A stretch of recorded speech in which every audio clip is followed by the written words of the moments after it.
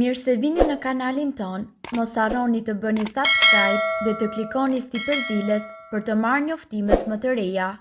Faleminderit!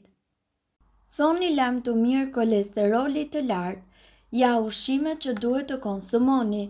Kolesteroli i lartë është një problem i zakonshëm në ditët e sotme, i lidhur ngushtë me mënyrën tonë të ushqyerit dhe stilin e jetesës.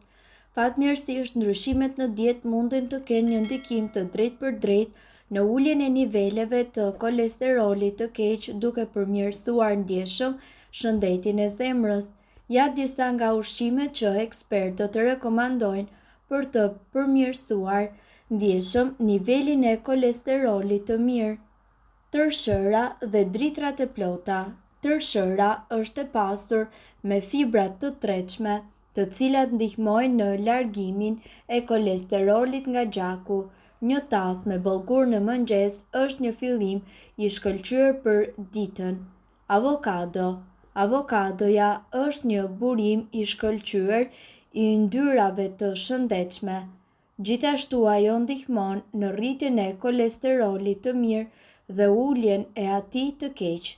Vaj i ullirit. Ky ar i lëngshëm mesdhetar është plot me antioksidantë dhe yndyra të pangopura, të cilat munden që të ndihmojnë në ruajtjen e elasticitetit të enëve të gjakut dhe në uljen e kolesterolit.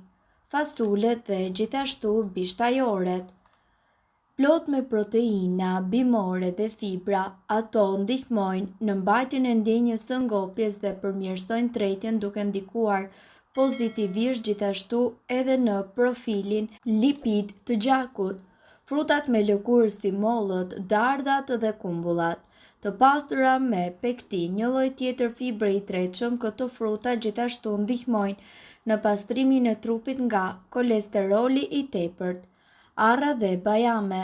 Studimet kanë treguar se një grusht arra apo bajame munden të përmirësojnë shëndetin e zemrës, duke ulur kështu kolesterolin dhe duke përmirësuar elasticitetin e enëve të gjakut. Çaj jeshil. Kjo pije antike është e mbushur me antioksidantë të cilët ndihmojnë në përmirësimin e nivelit të kolesterolit dhe metabolizmit. Reduktimi i ushqimeve të përpunuara, mishrave të yndyrshëm dhe yndyrave trans është po aq i rëndësishëm sa edhe shtimi i ushqimeve të mira në dietë. Një dietë e shëndetshme nuk duhet që të jetë e mërzitshme. Me zgjedhje të duhura ju mundet të shijoni ushqimin dhe njëkohësisht të kujdeseni për zemrën tuaj. Konsultohuni gjithnjë me mjekun apo dietologun përpara se të bëni ndryshime të mëdha në dietë, veçanërisht nëse keni probleme shëndetësore ekzistuese. Kolesteroli dhe tensioni i lartë i gjakut janë problemet kryesore që shumë njerëzve u duhet të përballen. Këtu ne do t'ju japim një mënyrë tradicionale dhe shumë efektive, jo vetëm që ul tensionin e lartë të gjakut dhe redukton nivelin e kolesterolit, por njëkohësisht trajton edhe një numër të madh gjendje shëndetësore. Për të përgatitur këtë përzierje të nevojshme, ju duhen një copë xhenxhefili coptuar, një lugë uthull, një lugë lëng limoni, një lugë mjaltë organik, si edhe një thelpi hudhër i shtypur. Gjithçka që juve duhet të bëni është e thjeshtë: përzieni mirë dhe lëreni në frigorifer për 5 ditë. Pas 5 ditësh kura është gati për t'u përdorur. Pihet gjithashtu çdo ditë përpara mëngjesit dhe darkës, por asnjëherë më shumë se sa 3 herë në ditë. Në vetëm një javë ju do të shikoni rezultatet pozitive. Tensioni i gjakut tuaj do të normalizohet dhe një test i thjeshtë të gjakut do të tregojë se niveli juaj i kolesterolit është ulur në mënyrë të konsiderueshme. Përveç ndjekjes së kësaj kure, ju duhet të bëni dhe disa ndryshime në stilin tuaj të jetesës dhe në dietë. Këshillohet të konsumohen më shumë fruta dhe perime të freskëta dhe gjithashtu të pasura me proteina. Këto janë pijet e bëra në shtëpi që juve ju duhen për të ulur nivelin e kolesterolit të keq. Kolesteroli është një substancë yndyrore dylli e cila gjendet në gjak. Trupi ynë e përdor këtë substancë për të krijuar qeliza të reja dhe gjithashtu për të prodhuar hormone thelbësore. Megjithatë, ndonjëherë akumulimi i tepërt i kolesterolit mund të ndodhë brenda trupit, i cili është i dëmshëm për trupin, veçanërisht për zemrën. Por çfarë ndodh saktësisht kur ka shumë kolesterol në gjak? Sasitë të tepërta të kolesterolit në gjak munden të grumbullohen në muret e arterieve tuaja. Ky kolesterol i akumuluar quhet pllak.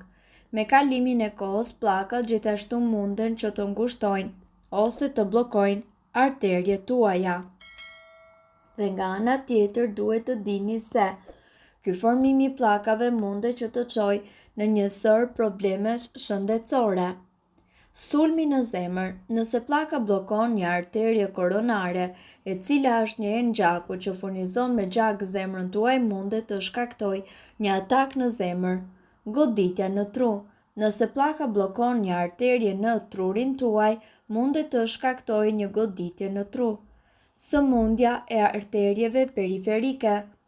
Kjo gjendje gjithashtu shkakton ngushtimin e arterieve tuaja në këmbë, të cilat munden që të zvogëlojnë rrjedhjen e gjakut dhe gjithashtu të çojnë në dhimbje, mpirje dhe ngërçe.